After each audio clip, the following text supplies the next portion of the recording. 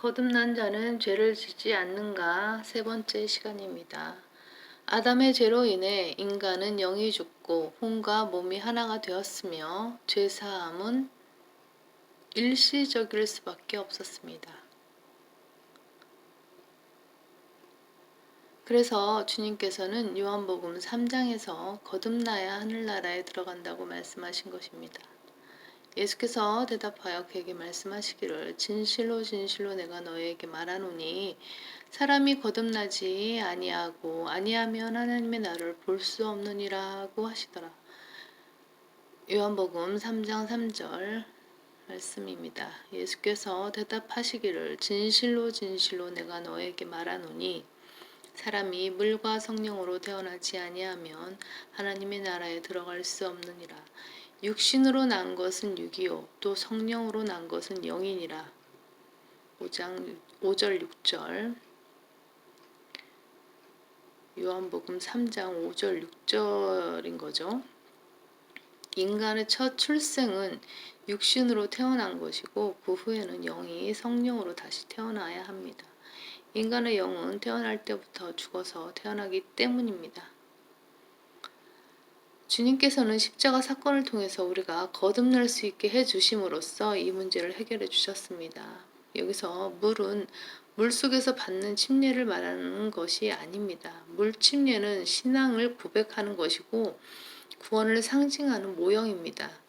물 침례를 통해 구원받는다고 가르치는 것은 행위 구원을 가르쳐 사람들을 지옥으로 보내는 것입니다.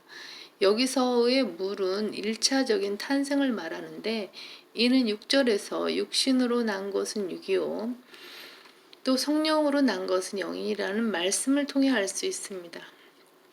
이 9절에서 예수님은 육신적인 탄생과 영적인 탄생을 말씀하는 것입니다. 사람이 태어날 때는 물에서 태어납니다. 어머니가 아이를 임신했을 때 아이를 싸고 있는 것은 양수, 즉 물입니다. 물이 없으면 태아가 영양 공급도 받을 수 없고 자라지도 않습니다. 창세기에서 최초로 생명체가 나올 때에도 물에서 나옵니다. 성경 전체에서 물은 생명체의 탄생과 연관됩니다. 이 구절에서 물은 1차적인 탄생을 말하며 사람은 2차적으로 거듭나야만 하나님의 나라에 들어갈 수 있고 죽은 영이 살아나야만 하나님의 형상을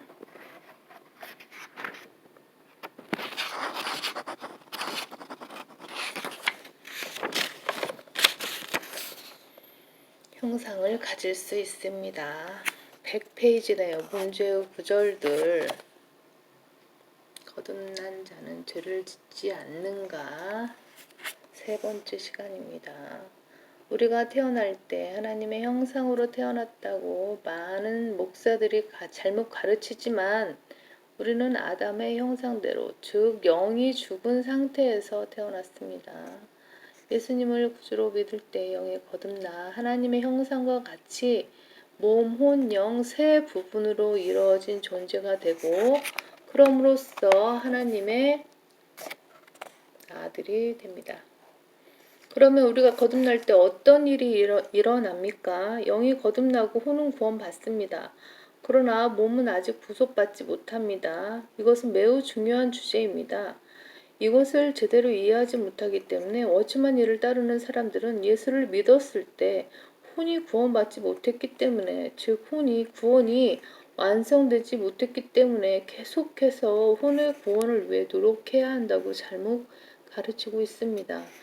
이는 궁극적으로는 행위 구원을 가르치는 것입니다. 그들은 자아를 파쇄하고 자아를 죽이고 영을 해방시켜야 된다는 등 성경에 없는 말을 늘 합니다. 신비주의자였던 워치만리의 영향으로 장로교, 구원파 모두 진리를 모르는 채 혼란에 빠져 있습니다.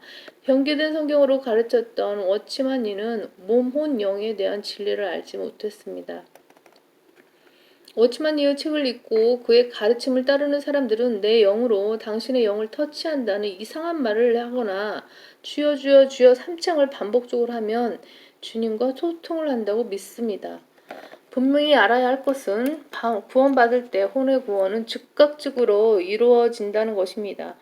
만일 혼이 구원을 받지 않았다면 죽어서 지옥에 가는 것이지만 혼이 구원을 받았다면 언제 어떻게 죽더라도 그 혼은 하늘나라에 갑니다. 구원은 예수 그리스도 십자가 사건을 믿을 때 그 즉시 완성되는 것입니다. 아직 일어나지 않은 몸의 구속. 반면 우리가 구원을 받을 때 우리의 몸은 구속되지 않습니다. 그들뿐만 아니라 성령의 첫 열매들을 가진 우리까지도 속으로 신음하며 양자되는 것, 곧 우리 몸의 구속을 기다리고 있느니라. 로마서 8장 23절. 우리가 몸의 구속을 기다리는 것은 그것이 앞으로 일어날 일이기 때문입니다. 오른팔을 잃어버린 사람이 구원받을 때 몸도 구속된다면 잃었던 팔이 순식간에 다시 재생되어야 합니다. 구속받은 몸이 한쪽 팔이 없다는 것은 있을 수 없는 일입니다. 몸이 구속받았다면 몸의 모든 질병도 사라져야 합니다. 그러나 몸이 구속받지 않았기 때문에 구원을 받은 사람도 질병에 걸리는 것입니다. 은사주의자들이 예수님 믿으면 병이 낫는다고 하는 것은 사기입니다. 요한일서 1장에서는 구원받아도 죄를 짓는다고 하고 3장에서는 하나님께로부터 태어난 사람은 죄를 안 짓는다고 합니다. 모순처럼 보이니 이 말씀을 이해하는 열쇠는 몸이 아직 구속받지 않았다는 데 있습니다. 몸이 계속적으로 죄를 짓는 상태에서 1장은 그 몸이 죄를 짓는다는 것을 말하고 3장은 새로 태어난 새 사람, 즉 속사람은 죄를 짓지 않는다고 말하는 것입니다. 따라서 구원받은 사람이 죄를 짓는다는 것도 구원받은 사람이 죄를 짓지 않는다는 것도 모두 맞는 말씀입니다. 속사람과 겉사람이 공존하고 새사람과 옛사람이 함께 있기 때문입니다. 요한일서 1장도 맞고 동시에 3장도 맞습니다. 몸은 죄를 짓기도 하고 질병으로 고통 가운데 있기도 합니다. 영광된 몸을 입지 못했기 때문에 우리의 몸은 계속해서 쇠잔해지는 것입니다. 우리 몸의 구속은 주님이 다시 오셔서 우리를 휴거시킬 때 일어납니다. 그때 우리의 썩을 몸이 썩지 않을 몸으로 바뀌고 죽을 몸이 죽지 않을 몸으로 바뀔 것입니다.